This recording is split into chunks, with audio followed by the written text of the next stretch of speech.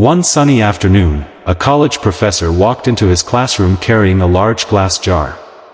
He set it on the desk with a smile, the kind of smile that hinted he was about to teach something unforgettable.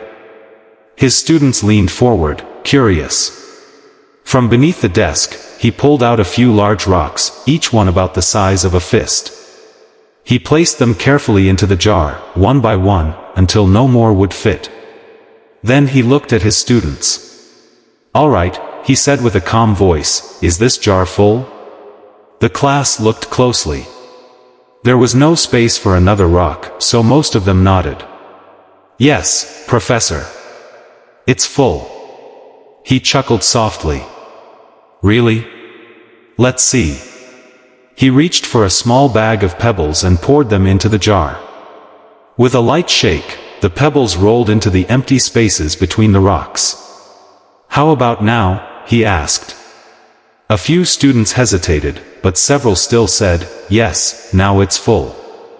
The professor smiled again and grabbed a bag of fine sand.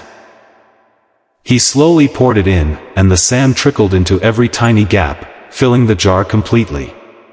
"Full now?" he asked with a raised eyebrow. This time, the whole class laughed. "Probably." But he wasn't finished. The professor picked up a mug of water and carefully poured it over the sand. The water seeped through, soaking every space, until the jar was truly full. "Now," he said with a grin, "this jar is completely full." The classroom was quiet, everyone waiting for the lesson. "This jar," the professor said, resting his hand on it, "represents your life." "The big rocks? They're the most important things: your family, your health, your close friends, and your dreams. Even if everything else fell away, as long as you have these, your life will still feel complete." He held up a pebble. "The pebbles are other things that matter: your job, your house, your degree, your car. They're important, but not as essential as the rocks." He ran his fingers through the sand. "This sand represents all the little things, hours scrolling through social media, online shopping, gossip, or distractions that don't add much meaning." He paused to let that sink in. If you fill the jar with sand first, there won't be room for the rocks. The same goes for life: if you waste all your energy on the little stuff, you won't have space left for what truly matters. A student raised her hand. "Professor, what does the water represent?" The professor smiled warmly. The water reminds us that no matter how busy life feels, there's always room for small joys: grabbing coffee with a friend, laughing with your kids, enjoying a sunset.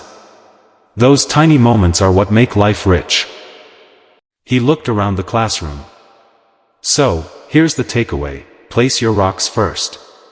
Focus on your health, your family, your passions, your dreams. Then fill in with the pebbles and sand. Don't let the small stuff crowd out the things that truly matter. Life's not about being busy, it's about being meaningful. It's not about counting the days, but making the days count. And always leave room for the water, the simple joys that make life worth living."